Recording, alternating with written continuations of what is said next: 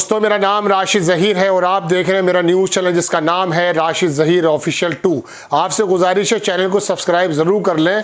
आपको कल मैंने खबर ये दी थी कि नेतन्याहू और विटकॉफ किस प्रकार से उस मुआहदे से पीछे हट करके वापस अपनी टीमों को बुला लिया था। उसके मद्देनज़र जो दुनिया का रिजल्ट निकल कर आया है, दुनिया का जो रिप्लाई आया है वो बहुत ज़्यादा इंपॉर्टेंट है। सबसे पहली बड़ी खबर मैं आपको ये बता देता हूँ कि सऊदी अरेबिया और फ्रांस एक मीटिंग बुलाने वाले हैं। उसके अंदर ओस्लो अकॉर्ड हो या अब्राहम अकॉर्ड, वो टूटने वाला है। दूसरी बात यह है दोस्तों कि दुनिया के तमाम ममालिक ने, फ्रांस के बारे में तो मैंने कल आपको बता दिया था, लेकिन इंग्लैंड पर, जर्मनी पर और बाकी तमाम लोगों पर यह बहुत ज़्यादा दबाव आ चुका है कि वो फ़लस्तीन की 2 स्टेट सॉल्यूशन को मानने लगें।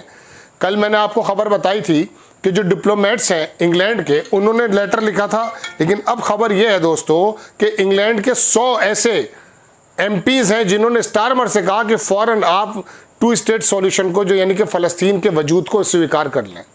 193 मुल्क हैं यूएनओ के अंदर, 140 ऑलरेडी फ़लस्तीन के हक़ में हैं और फ्रांस के अलावा 11 मुल्क जो यूरोप के हैं। इसके अलावा अगर जर्मनी की भी खबर मैं आपको देने जा रहा हूं कि वहां के तमाम लोग जर्मनी पर ये प्रेशर डाल चुके हैं कि आप फ़लस्तीन को भी आज़ादाना हुकूमत मान लें।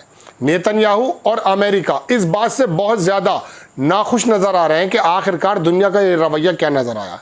गज़ा के अंदर ये समझ लीजिए दोस्तों कि मौत इस वक्त पूरी तरीके से उन लोगों के ऊपर अपने परों को फैलाए बैठी है।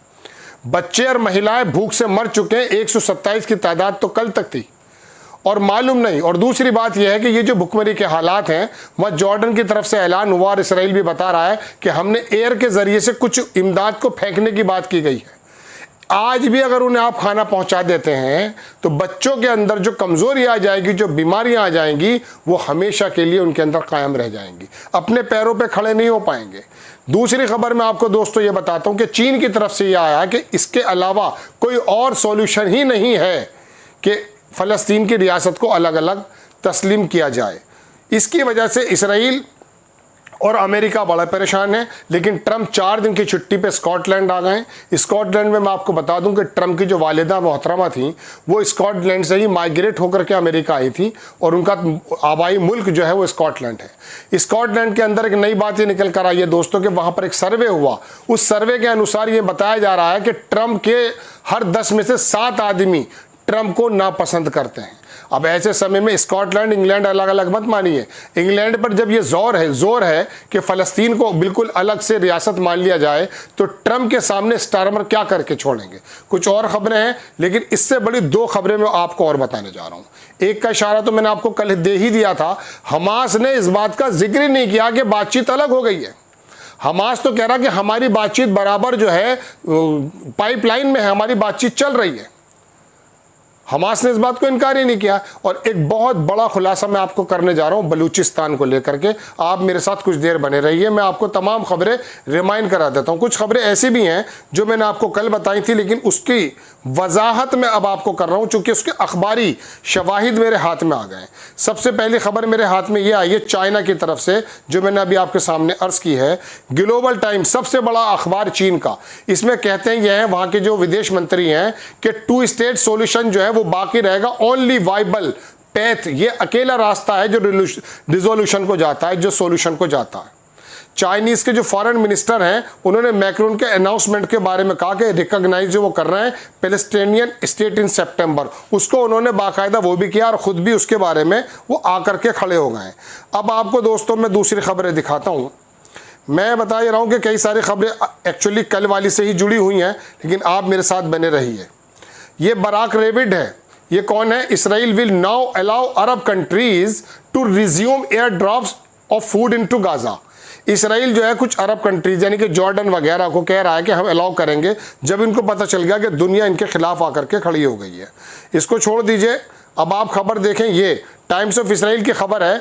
उसकी जो नेसेट है यानी कि लोकसभा जो है, उसने जो वेस्ट बैंक के बारे में आपको मैं कल भी बताया था कि उसके ऊपर एक ड्राफ्ट यानी कि उनका एक ऐसा कानून पास हुआ है जिसमें महमूद अब्बास की जो हुकूमत है वो इसराइल के अंदर शामिल हो गई है। उनके जो रिजोल्यूशन उन्होंने पास किया उसके मुताबिक नेसेट वोट, उसके अंदर 71 और 13 लोग इसके खिलाफ गए, 71 लोग इसके पक्ष में गए। For non binding motion calling annex West bank, ये कह रहा है टाइम्स ऑफ इसराइल, जो मैं आपको दिखा रहा हूँ। दूसरी खबर देखें, ये एक्चुअली राइटर्स ने पुरानी खबरें भी छापी हैं कि ये नेतन्याहू जब इलेक्शन में फर्स्ट टाइम में आया था, इसने यही ऐलान किया था कि इसराइल नेतन्याहू ने अनाउंस किया था पोस्ट इलेक्शन के plan to annex West Bank Jordan Valley. ये खबर दोस्तों सितंबर 10, 2019 की है। अब ये खबरें निकल कर आ रही हैं कि नेतन्याहू ने तो एक्चुअली ये प्लान ही बना रखा था। इसके बारे में एक खबर और छापी है एनपीआर ने कि ahead of Israeli election Netanyahu pledges to annex West Bank settlement. ये खबर कब की है जनाब? ये खबर है 7 अप्रैल 2019 की। यानी कि इसकी जो इलेक्शन की मुहिम थी वो पहले से ये थी कि मैं वेस्ट बैंक को अपने अंदर मिला लूंगा। एनबीसी की खबर भी यही आई है कि Netanyahu seeks to annex part of West Bank in coordination with US की सहायता के साथ वो वेस्ट बैंक को अपने इसराइल में मिलाने जा रहा है। यही उसने कानून पास किया है। अब देखें खबर ये स्काई न्यूज़ ने छापी है दोस्तों कि ओवर 100 एमपीज, 100 से ज़्यादा एमपीज ने साइन किया है और क्रॉस पार्टी लेटर दिया demanding Starmer recognise Palestine as a state.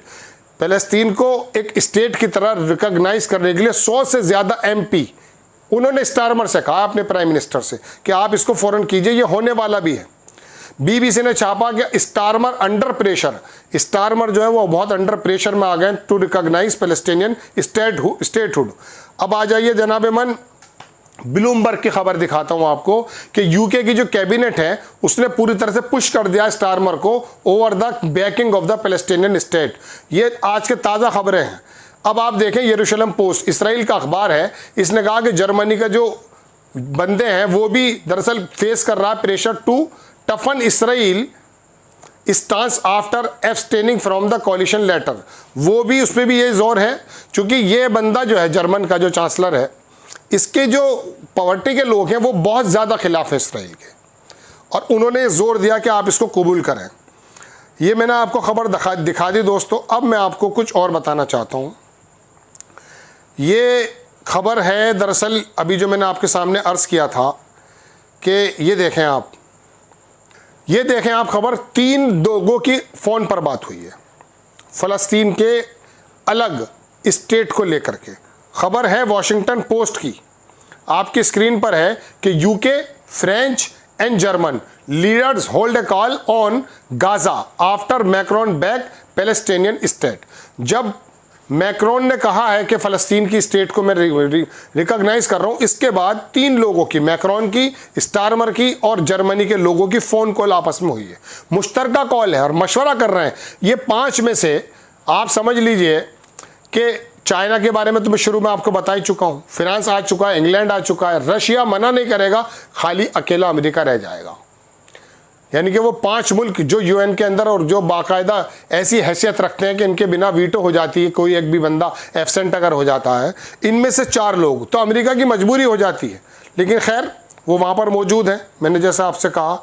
अब आप खबर देखें एपी की, एसोसिएशन प्रेस है ये, एसोसिएटेड प्रेस, कि नेतन्याहू ने says Israel considering alternative to cease fire talk with Hamas deepening uncertainty, कि अब हम दूसरे मुतबादिल तरीके ढूंढेंगे अपने लोगों को छुड़ाने के।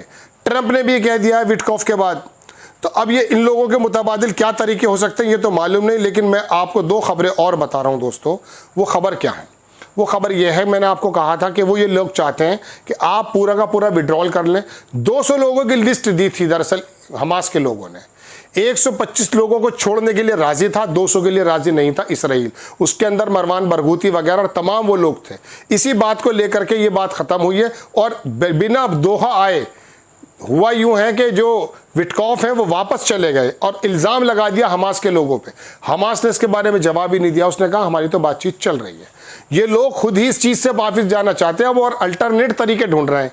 अल्टरनेट तरीके ढूंढने से पहले जो दुनिया इंतज़ार कर रही थी कि इस वीकेंड के अंदर जो ट्रंप साहब कह रहे हैं कि फैसला हो जाएगा, अब दुनिया एक तरफ नज़र आ रही है। मैंने आपसे कहा 140 मुल्क तो एक ही हैं 193 में से, 11 मुल्क वेस्ट उसके यूरोप के आ चुके हैं उसके पक्ष में। अब फ्रांस और जर्मनी और इंग्लैंड अगर आ जाता है तो आप मान लीजिए चाइना ने पहले बयान दे दिया है तो खाली अमेरिका बच जाता है। अब इसराइल के साथ अपने आप ही बगले बजाता रहेगा, पूरी दुनिया में तो नंगा हो ही जाएगा। अब मैं आपको एक खबर और दिखा देता हूं। एक खबर यह है दोस्तों, ये जो आपकी स्क्रीन पर है MEMRI, MEMRI, ये एक थिंक टैंक है अमेरिका का। इसके अंदर दरअसल मोसाद के जूस जो लोग हैं वो काम करते हैं। इन्होंने नया खुलासा किया है। आप देखें, अल जजीरा की खबर है, खुलासा ये किया है कि Israel is trying to hijack Baloch struggle. Balochistan के अंदर जो उल्टा चीज़ें हो रही हैं उसके बारे में इनकी थिंक टैंक का कहना यह है कि उसके अंदर इसराइल शामिल है। अब आप समझ लीजिए, उस्मान चले जाइए आप कि एक जो 2 लश्कर जो निकलेंगे, जिसके बारे में मैं आपको कभी कभी बताता हूं कि खुरासान से निकलेगा, इस एरिया से निकलेगा। पेशन गोये के मुताबिक पाकिस्तान टूटेगा या पाकिस्तान का नाम बदला जाएगा या इसका एक बड़ा हिस्सा होकर के अफगानिस्तान में मिल जाएगा। यहां से एक जो पेशन गोई जो इस्लामिक स्कॉलर्स बताते हैं वो एक बात है, वो चीज़ देखिए कि बलूचिस्तान के बारे में इसको मालूम है कि किस तरह से इसको डिसेबल करना है। तो इसके बारे में खबर यह आई कि बलूचिस्तान के अंदर जो हो रहा है उसके अंदर इसराइल कर रहा है। ये अल जजीरा की खबर है और ये मेमरी ग्रुप है जो मैंने आपको दिखाया। एक खबर देखें, memory welcomes Mir Yar Baloch as special adviser to Balochistan studies project. ये मीर यार वो ये जो कई बार अपने आप को वहाँ का प्राइम मिनिस्टर घोषित कर चुका है, उसको बुला रहा है। ठीक, अब दूसरी खबर देखें, free Balochistan movement the way Israel is resisting the Iranian states expansion. Iranian state, ये दरअसल खबर में जानबूझ के थोड़ा सा अवॉइड करने की सोचता हूँ, क्योंकि इन मरहलों में मैं भारत में रह के जो पत्रकारिता कर रहा हूँ उसमें बहुत सारी चीज़ों को एक आगे पीछे सोचना पड़ता है। लेकिन मैं बता रहा हूँ कि दुनिया में जहाँ भी शैतानियत हो रही है उसके पीछे यदि किसी का हाथ निकल करके आता है तो वो इसराइल के लोगों का ही नज़र आता है। पूरी दुनिया शांत है, लेकिन जहां ये इतना छोटा सा नुक्ते के बराबर एक देश है, इसने पूरे मिडिल ईस्ट को किस प्रकार से क़यामत का मंजर बना दिया है ये पूरी दुनिया देख रही है और अमेरिका बहादुर इसके साथ खड़ा है। बहरहाल दोस्तों, मौजूदा खबरें तो ये हैं और बाकी खबरें बहुत सारी हैं। लंबा एपिसोड ना हो जाए, एक एपिसोड और शाम को लेकर के आता हूँ। अब आपसे गुजारिश है चैनल को सब्सक्राइब भी करें, शेयर भी करें। नेक्स्ट टाइम किसी खबर के साथ हाजिर होता हूँ। जय हिंद।